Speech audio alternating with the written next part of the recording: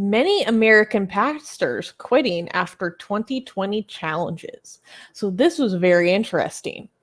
The year 2020 has been challenging for pastors in running congregations due to the general decline of organized religion in America. Barna Group, a research firm, found in a recent survey of Protestant pastors that 29% said that they had given serious consideration to quitting being full-time ministry within the past year. A recent follow-up survey showed that about a third of the respondents said that they considered leaving the church. Brandon Cox, a serving pastor, stated that the trifecta of the I'm thinking what to say for YouTube, the disease that's going around, the 2020 election, and the racial reckoning in response to the death of George Floyd hit like, quote, a wrecking ball. So to me, like, these three big events really have torn the church apart. His church, Grace Hills, shut down in-person worship at the beginning of the disease that's going around, which prompted people to leave the congregation. More left when the church reopened, but required masks.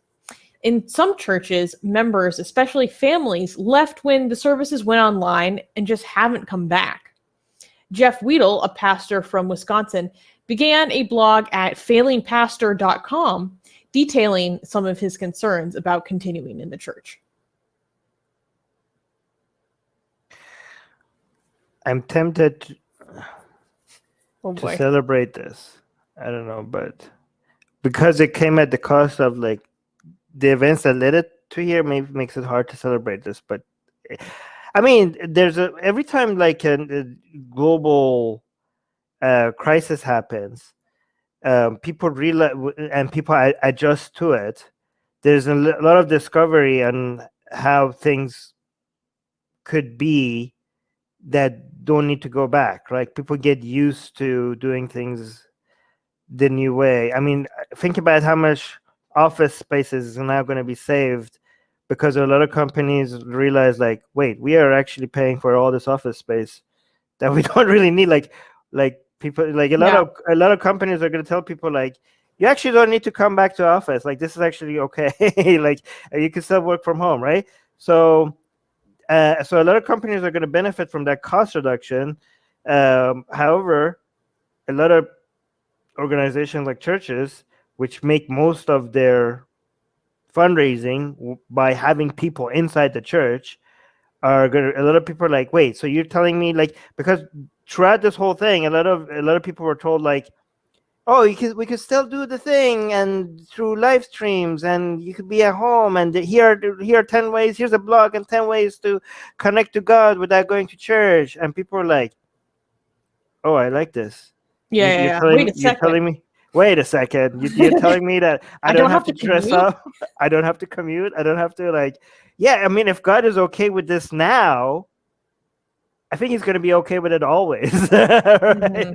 Hey guys, if you're a fan of blasphemy and sexy Kali, like me, then that means that you probably want more blasphemous art. Well, I have good news for you. If you subscribe to our newsletter, link in the description below, then you get a free booklet of some of the tastiest blasphemous art available today. So, if you want some of this delicious blasphemy, and we're so generous that we update it for you guys weekly for free, all you have to do is sign up for our newsletter below. You can also go to blasphemousart.com/ebook. That's blasphemousart.com/ebook. Sign up with your email, and you get free gifts of this tasty blasphemy. What could be better? So make sure you sign up. Link below. So I don't know. So I mean, a lot of people like got used to it, and they're like, yeah, I could get my dosage of God without in my pajamas. I don't need to go anywhere for this. Oh, Rivka. So, yeah, I think that that's true. But I do think that what a lot of people like about church isn't so much the God part. It's the community interaction, the support network, all that. So there's definitely a market for people who want to go to church and, do church stuff. But what I think that this is really reacting to, and the pastor that they interviewed in there alluded to some of it, is the polarization of the church environment itself. That it's difficult because you can't do anything without it turning into a us versus them, your side sort of thing, whether it's wearing masks, not wearing masks, whether it's, going online or staying, everything is a moment to make it an us versus them sort of, oh, now you're one of them.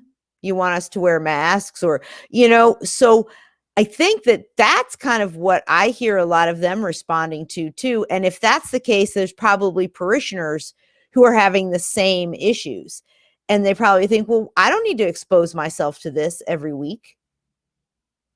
I can do something else, or I can find different people to hang out with and have community that doesn't have anything to do with religiosity. Oh my gosh. And what's so interesting about this article is they profile a lot of these different pastors, and they express basically that. So like one pastor, the one that I mentioned at the end, who has this blog called Failing Pastor, he talks about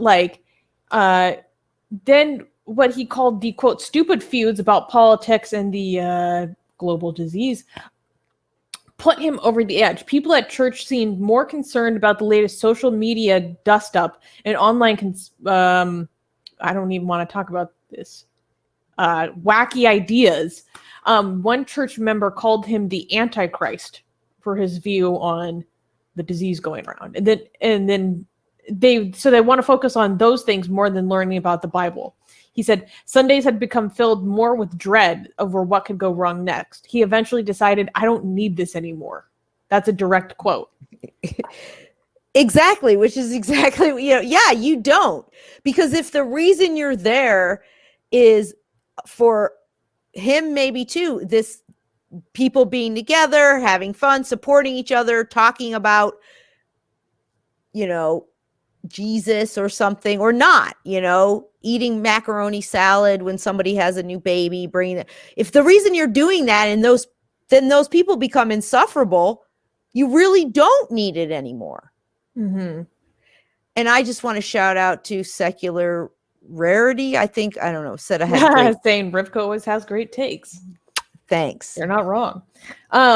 And I saw another good comment. Bjorn, I think this is kind of funny. I thought being clergy was a calling to spread the word, but I guess having joy at work trumps in importance. Which, I mean, I want, it's idealistic, but, I want people to enjoy what their work is, but that is kind of like a theological bind, right? Like this one guy talks about, up until 2020, we had a fantastic time. I'm like, who says that God's always going to make it a fantastic time for you? But I think that really... What kind of attitude is that? But I think them saying that really elucidates that they may not necessarily be called. This is just a job, and now it sucks. And and it's very interesting. I don't like my coworkers anymore. They talk about trying to find a job afterwards, and how difficult it is, and how having a life in ministry doesn't prepare you for, not to say the real world, because they're in the real world, but a more competitive marketplace. Yeah, quelle surprise. And I thought that was so interesting, and also really unfortunate for those people. Think about of these pastors who are quitting, those who even go on to lose their faith. They're like, what do I do? I have no skills. I gave this my whole life. It's tough. But I thought that was very interesting and kind of highlights a big shift that's going on in America right now. That I think we'll see stuff like this more and more as, they face administrative difficulties just due to the generalized decline of organized religion in America, let alone any additional economic problems. And, I was going to say, you're right. I do feel bad that they don't have any marketable skills, but I'm sure there's some niche market for I used to be a Christian pastor and now I don't believe books or speaking tours. Speaking of the rabid atheist, who is a former pastor or preacher, saying ministry is a joy sucker. 20 years in it have told me that ministry does not prepare you for having a good job. Thus, the Clergy Project and other organizations to help them. Yeah. So, guys, I mean, I guess that's your answer right there, Rivka. Go check out the Clergy Project. Oh yeah, I know. I do know Clergy Project. I was trying to make a bad joke about how, you know, they can always have a career in talking about how they're not a minister anymore. Fair enough. They could. All right, Narumi saying the stress is already too high. Nobody can blame the pastors for quitting. I can't blame them for quitting, but I can blame them for not quitting earlier. I can blame them for being a pastor to begin with. I can blame them for peddling nonsense and spreading dogma. So yeah, quitting, I don't blame them for that. But the fact that they are a pastor at all and lying to people and spreading dangerous beliefs and wasting people's time and contributing nothing to society while they're doing it, waste of time and energy, not just for themselves, but everybody that comes to the church. I blame them for all those things. And I hope more of them lose this job. I hope all of them lose this job so that they could go and actually contribute something more meaningful to society. And, to paraphrase Bill Maher, if your pastor can quit religion, you can too. Yeah. So I think, yeah, you know, it might make people think, well, he's just quitting. I could do it too. Hey guys, YouTube has fully demonetized our channel for supposedly hateful and harmful conduct, without telling us what we did wrong. If we get to 1,000 patrons, we will be able to keep paying all our team, our editors, our artists without ever having to worry about monetization again, which would be amazing. Yay! So please support Atheist Republic on Patreon. Link in the description below.